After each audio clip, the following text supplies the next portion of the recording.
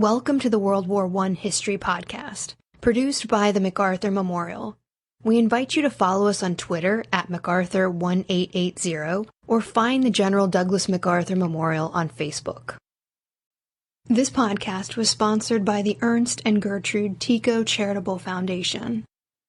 The Tour de France is one of the greatest endurance competitions in the world.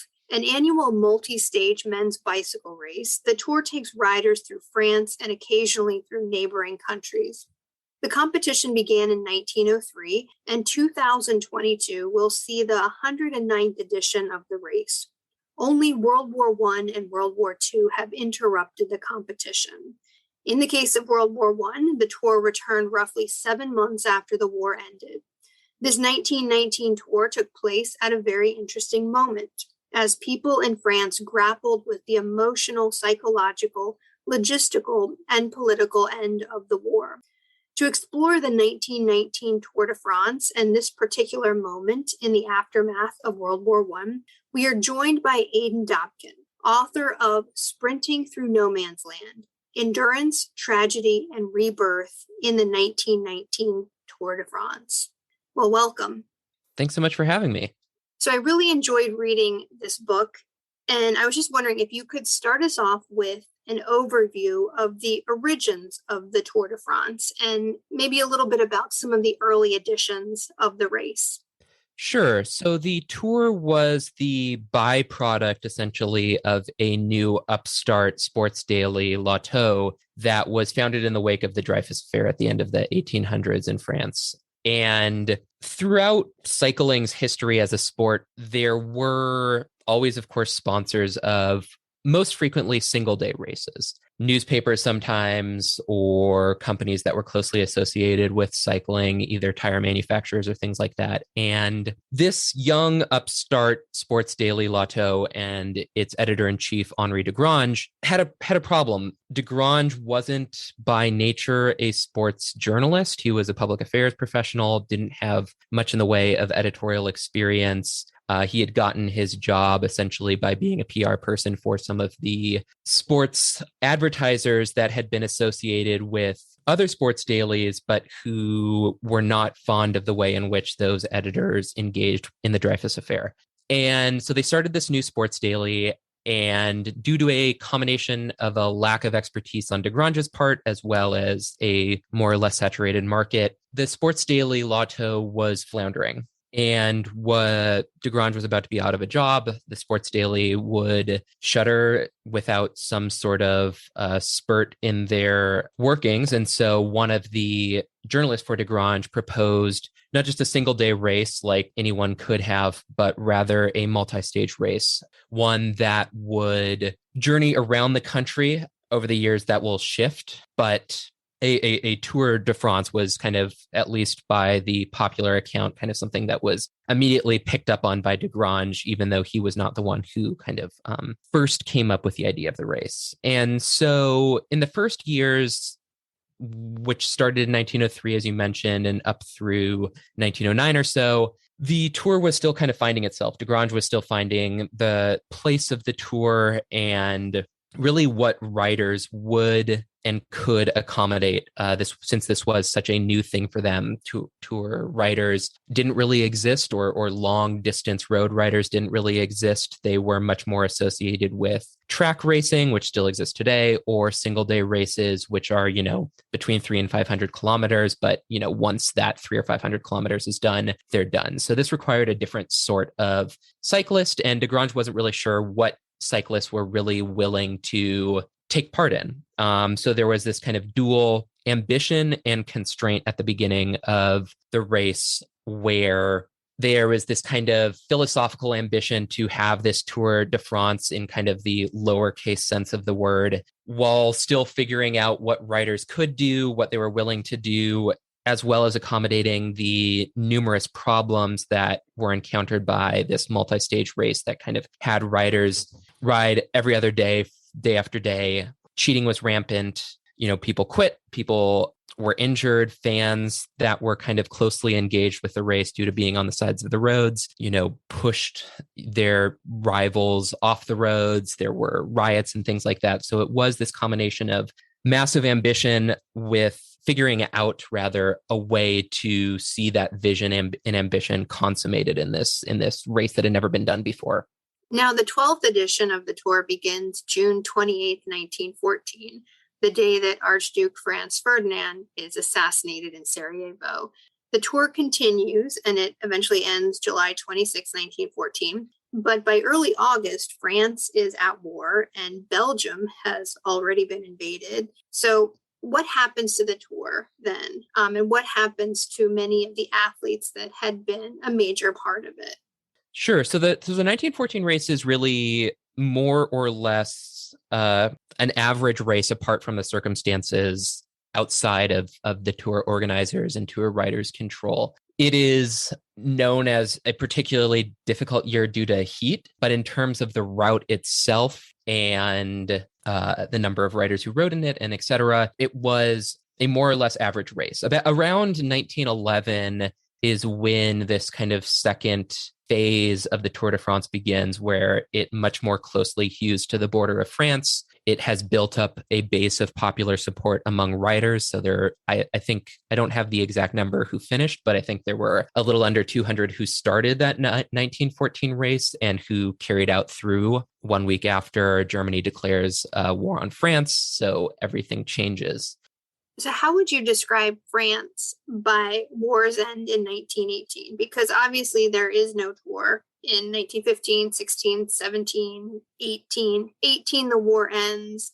What does France look like at this moment? It depends on where you're looking within the country, but in portions of it, devastated physically. In other portions, economically or socially devastated due to just the percentage of soldiers who were either, to one degree or another, crippled by the war.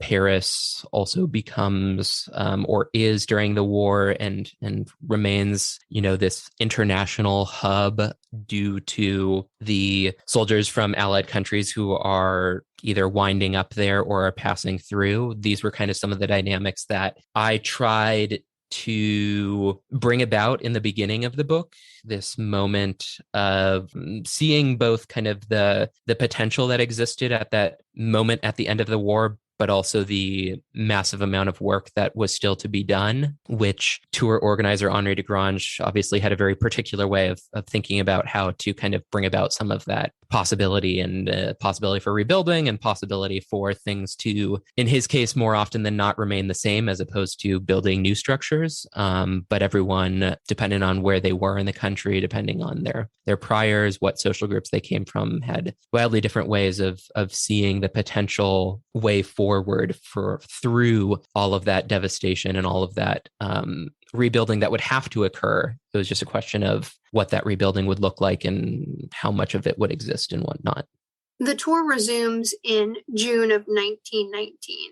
With France so devastated, why didn't the organizers wait a few years before resuming the competition? Because it sounds like there is a lot that needs to be done in France in terms of rebuilding and coming back from this devastating war. So why put this race on 1919 in the summer?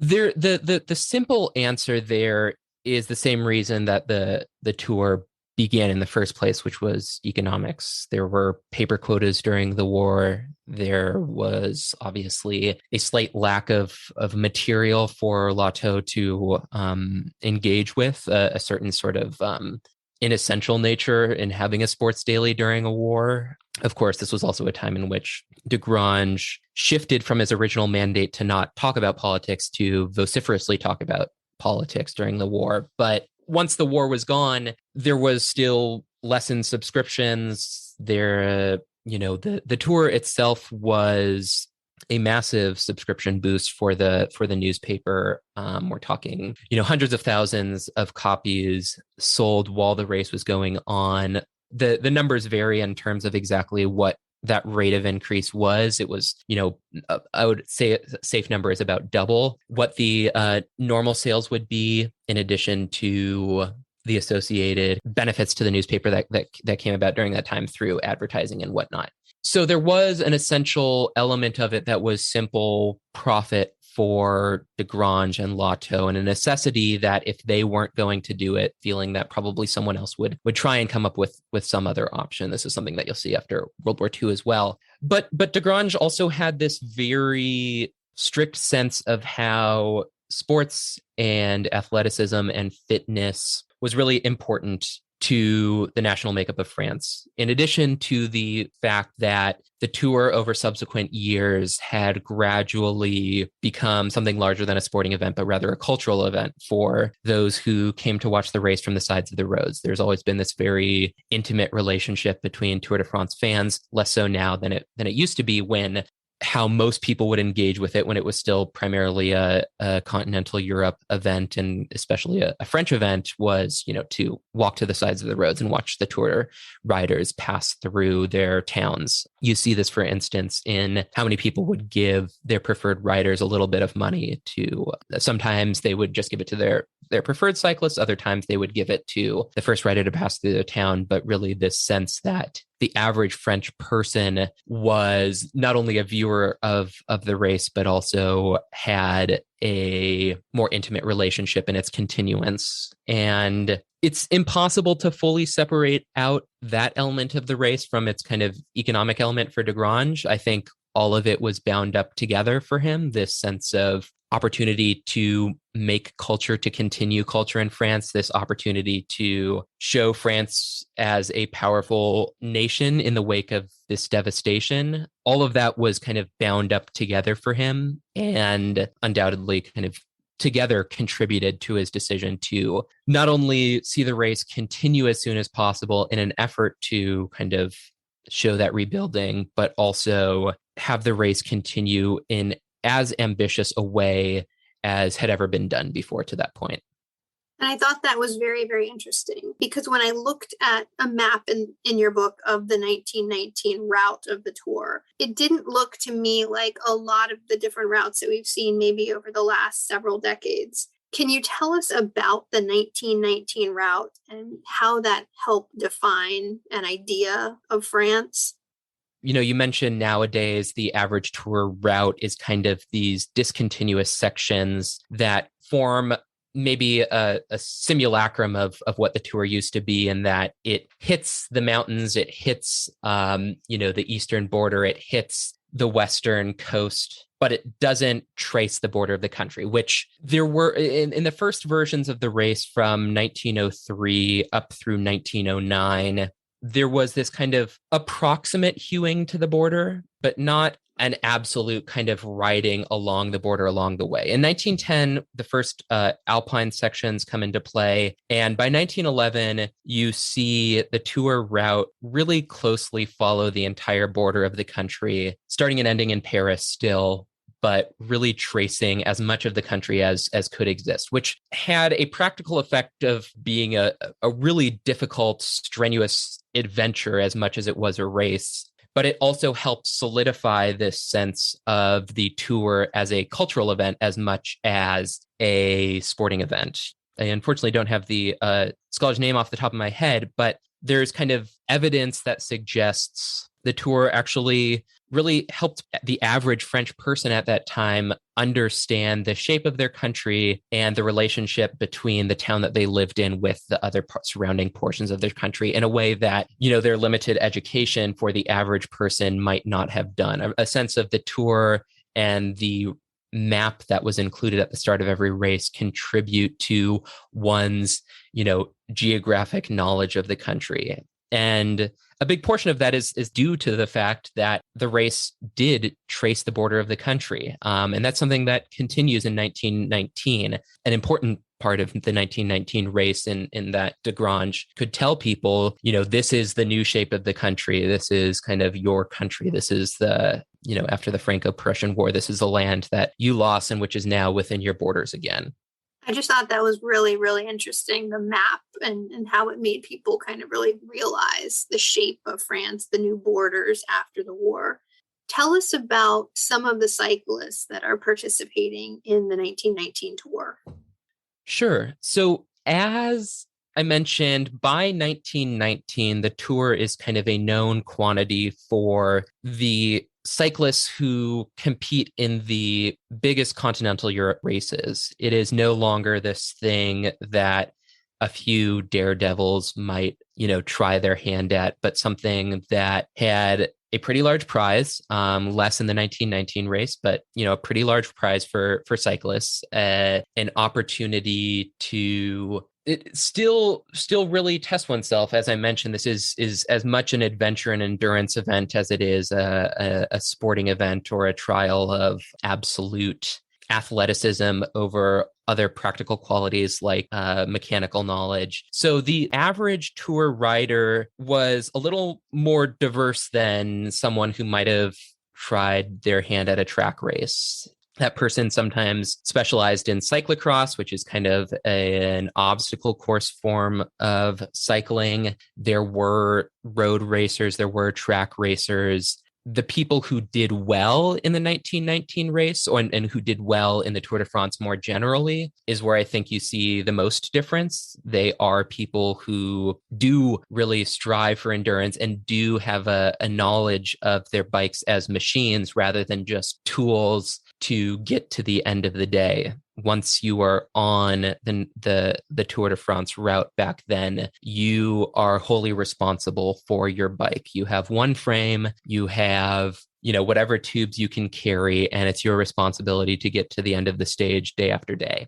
That is, in 1919, complicated by the fact that riders didn't have an opportunity to train the preceding years, much less race. You see some cyclists, generally ones who are a tiny bit older, occasionally compete in a day-long race every now and then, but it's not the sort of concerted whole season effort of training and competing in race after race because, nearly all of them were, unless granted medical leave, enlisted, or rather drafted. That means that the 1919 racer who does well is a little bit older, is certainly less prepared regardless. And that quality of independence and endurance is even more important in the 1919 race because they had to contend with the conditions that de Grange explicitly made a part of the race by having them ride through what was functionally the Western Front just 7 months before.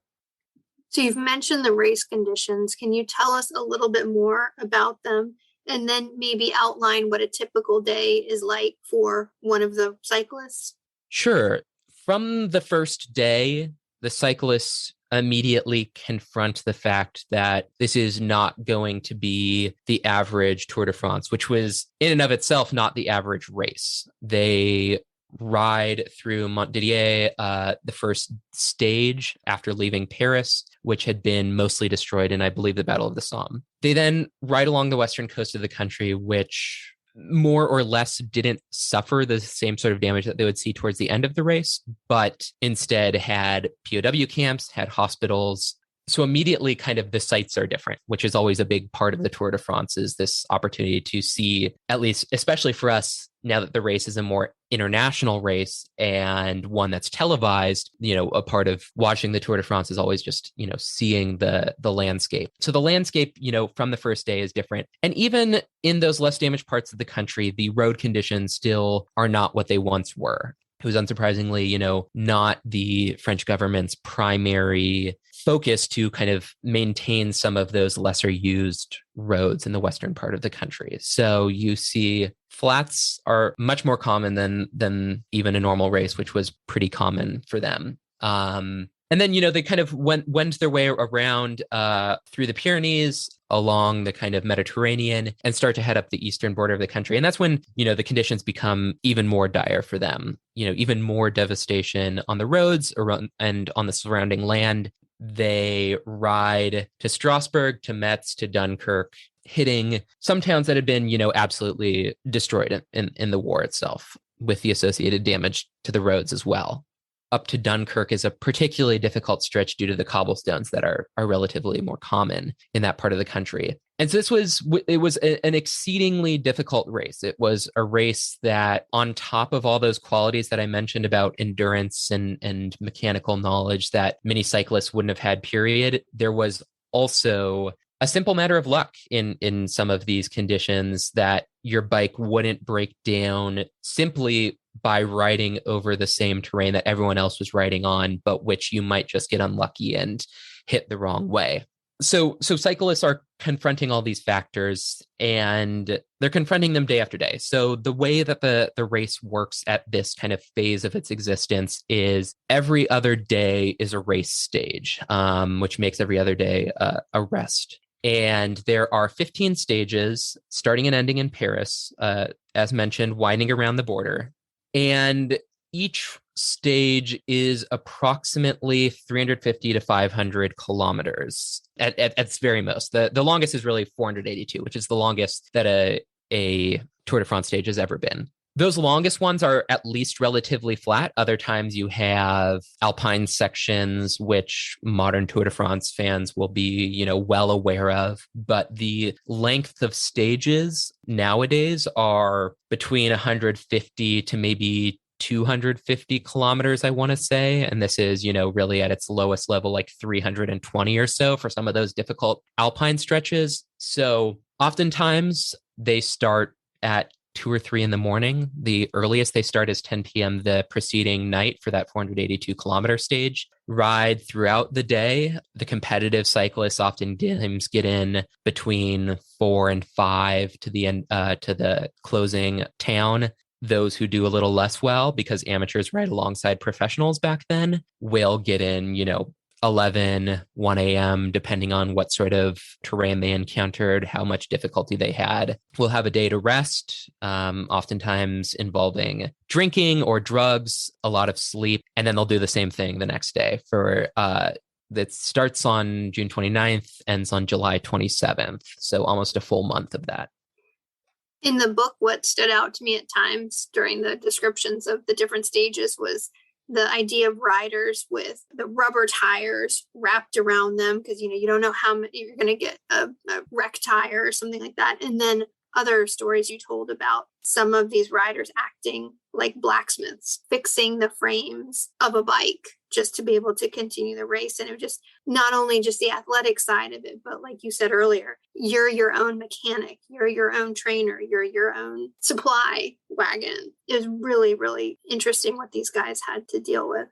Yeah, and it does create this interesting dynamic between professionals and amateurs. And you see, I don't think it's a spoiler to say that a significant number of those who started the 1919 race, which was already diminished from 1914 race, dropped out before its end. One of them was an amateur who, combination of luck and endurance, and finished within the top 10 cyclists of the 1919 Tour de France because he was one of the last remaining ones. And it does kind of, the fact that independence as well as that endurance and grit, for want of a better word, does create some of these interesting conditions where it's not just these kind of superhero athletes who are doing the best, but those who are kind of simply willing to bear it out.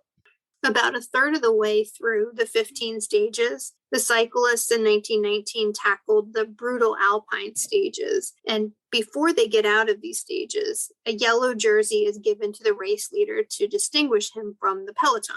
Is the 1919 Tour the first time the iconic yellow leader's jersey is used? Yes, as best as anyone has been able to tell, there are kind of anecdotal accounts of someone wearing one in 1914, but there's no evidence that that was anything more than a story on the part of the individual cyclist. Eugene Christophe, who eventually rises to the top of the general classification after a few other cyclists and competitors drop out, is given the yellow jersey for the first time. Unlike the 1914 race, this is a particularly cold Tour de France. It's muddy. It's wildly unpleasant, I think, for the cyclists, even if the weather was the only thing they were contending with.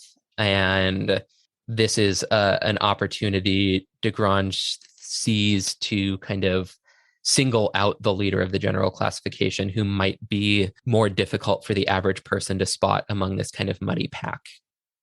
Towards the end of the race, the cyclist must contend with the Zone Rouge. Tell us about this. So as mentioned, Desgrange not only wanted to see the race come back as soon as possible, but to have it be as ambitious as any Tour de France to that point, given that France had just secured land to their east, land that they had lost in the Franco-Prussian War. Desgrange's route for the 1919 race includes Alsace-Lorraine, includes portions of the West that had always been part of France, but were absolutely devastated in the war.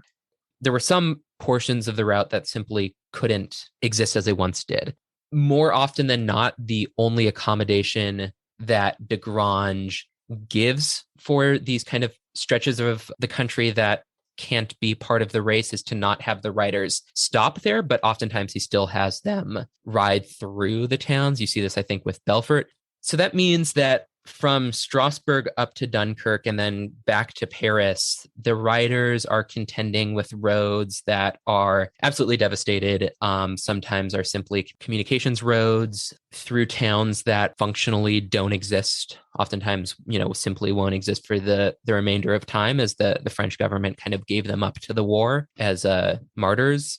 Obviously, this is on a very practical level an incredibly difficult ride for them due to the conditions of the roads, which had to bear the brunt of, trucks and armor that they weren't intended to hold for years. This is also the first time for some of the cyclists that they would have seen these portions of the country since they left uniform only months before. It's a portion of the book that is simultaneously, for me, the most important one. It's kind of really what I started with, not literally in the writing process, but kind of the image that I started with. It's also one of the most difficult to entirely capture, even for me, after spending years with the material, because it's almost unimaginable. These are cyclists who are automata after, day after day of cycling for 12 hours, 14 hours. They're kind of simply trying to get to the end of the day. And maybe that makes it easier to get through some of these portions. Maybe it doesn't. Maybe it's still all the more traumatizing given, their experience with these portions of land.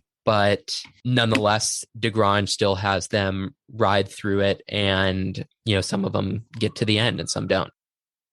The war takes an absolutely terrible toll on France, and the Tour takes a very enormous physical and psychological toll on the cyclists, clearly. How many of them actually finish the race, and who wins the 1919 Tour?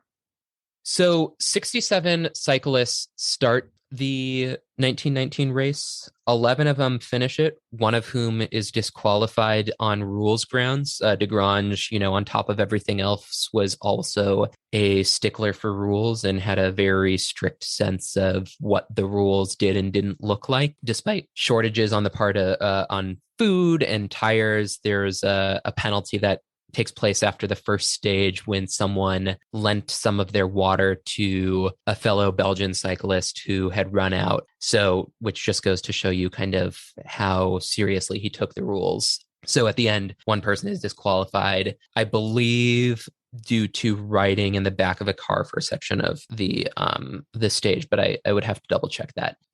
Fermin Lambeau, a Belgian cyclist, winds up winning the 1919 race. He comes not totally from behind. He's just in second place, but Eugene Christophe, who I had mentioned as the earlier leader of the general classification, sees his bike's fork break on the penultimate stage, and he is not sufficiently ahead of the other cyclists to make up that time. He walks his bike into the nearest town, welds the fork back together himself at a pretty good pace. He was a mechanic during the war, so it was at least something that he could do, but it's still not enough to make up the time that he lost, having to kind of carry it into town and put it back together.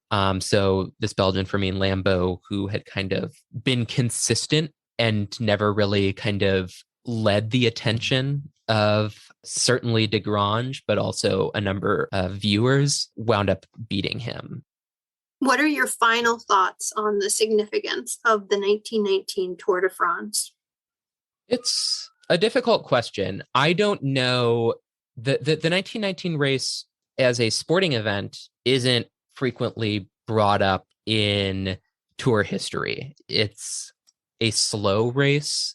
It's, by our modern conception, not a competitive race, and that athleticism plays even less of a role than it did in other similar years. As a cultural event and speaking towards the larger ambitions of Henri de Grange, I think it's the year in which his dreams for the tour, what he thought the tour could be at its most significant, came closest to the reality of how the tour existed.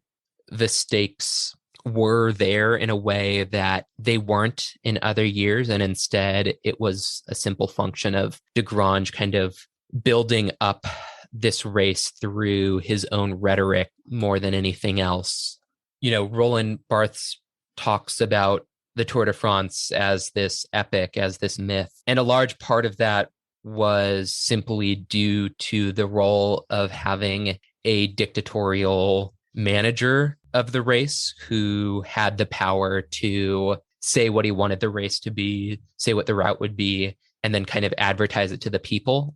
Until 1921, I believe, is when regional newspapers are allowed for the first time. In the earlier years, only Lotto covered the race in any meaningful way. There's a magazine that did some long-form features on it after the race was through, but Lotto was the only one to cover the race day after day. And I think the significance of the 1919 race is it is the year when de Grange has to do the least amount of heavy lifting. It is the opportunity for people to kind of see in a way what the tour could be, how difficult it could be, how people still chose to ride through it while having these cultural moments for people. You see after Eugene Christophe loses to Firmin Lambeau that in the weeks following, person after person sends money to Eugene as the kind of moral winner of the 1919 Tour de France for kind of enduring, for continuing, also for being a Frenchman as opposed to a Belgian.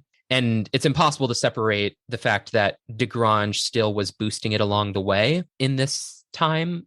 But I think of the 1919 race as the year in which he had to do the least of that for it to still kind of show its unique qualities to the French people and this kind of unparalleled adventure, cultural experience to those who might be interested in it. Thank you very much for taking the time to talk with us today. Thanks so much for having me.